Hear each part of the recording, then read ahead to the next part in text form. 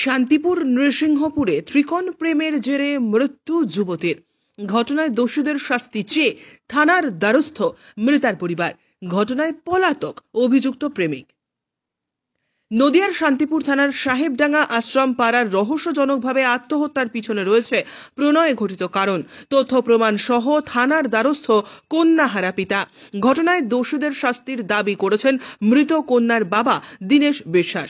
জানা যায়, গত 29 মে 2024 তারিখে নিজের বাড়িতে গলায় ফাঁস লাগিয়ে আত্মঘাতী হন নৃসিংহপুর আশ্রম পাড়ার বছর 23-এর রমা বিশ্বাস।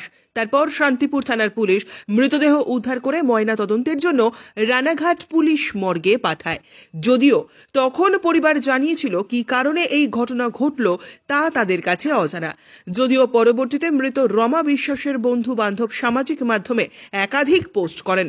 সেখানে একটি ছেলের কথা বারবার উল্লেখ করা হয়। সেই ছেলের কারণেই রমা বিশ্বাস প্রাণঘাতী হয়েছেন বলে দাবি করা হয়। পরবর্তীতে মৃত রমা বিশ্বাসের বাবা মোবাইল ফোন ঘাঁটতে গিয়ে সমস্ত তথ্য বের করে ফেলেন।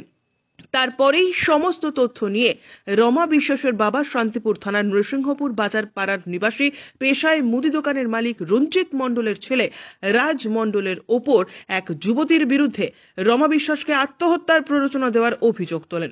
তিনি আরও অভিযোগ করেন, ওই রাজ মণ্ডল তার মেয়ে রমা বিশ্বাসের সঙ্গে প্রেমের সম্পর্কে লিপ্ত ছিল, তার সঙ্গে শারীরিক সম্পর্কও করেছে।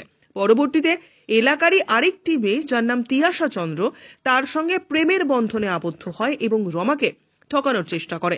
রমা আত্মহত্যার দিনও তিয়াশা এবং রাজের সঙ্গে কথা বলেছে প্রায় 2 ঘন্টা, এমনটাই অভিযোগ করেন মৃতার বাবা দীনেশ বিশ্বাস। এই দুজন রমাকে মানসিক নির্যাতন করে আত্মহত্যার মুখে ঠেলে দিয়েছে বলে গুরুতর অভিযোগ করেন দীনেশবাবু। যদিও অভিযোগের ভিত্তিতে তদন্ত শুরু করেছে শান্তিপুর থানার পুলিশ। পুলিশ সূত্রে খবর, অভিযুক্ত রাজ মণ্ডল বাড়ি থেকে পলাতক। তার খোঁজে ইতিমধ্যে তল্লাশি শুরু করেছে পুলিশ। যদিও অভিযুক্তর পরিবারের সঙ্গে যোগাযোগ করার চেষ্টা করা হলে তাদের সঙ্গে কোনো রকম যোগাযোগ করা সম্ভব হয়নি। ছিল আপনার মেয়ে যে আত্মহত্যা করেছিল, কি কারণে আত্মহত্যা করেছিল? আমার মেয়ে ওই ছেলেটার নাম হচ্ছে রাজ মণ্ডল, ওর সঙ্গে নৃসিংহপুর বাজার, ওর সঙ্গে একটা প্রেম ছিল বহুত দিনে। সেইটা নিয়ে ওরা মেলামেশাও করেছে, সব কিছু করেছে।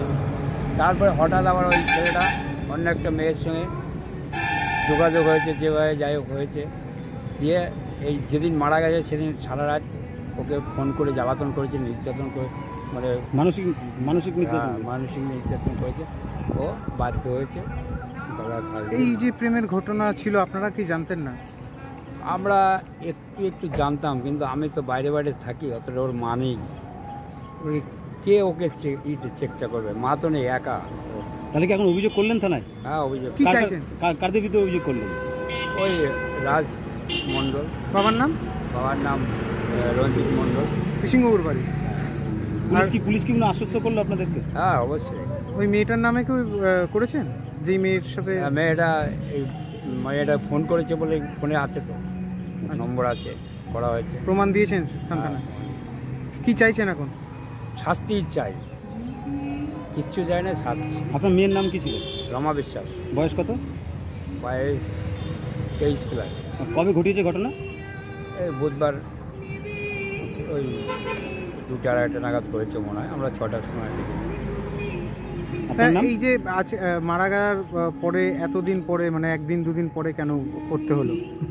আমি তখন প্রমাণপত্র পাইনি। আমি পরে মোবাইলে সব ফেসবুকে বের করে সব প্রমাণপত্র পেয়ে গেছি, ডকুমেন্টস পেয়ে গেছি। মোবাইলটা দেখিয়েছি স্যারকে, স্যার স্টেপ নিচ্ছে।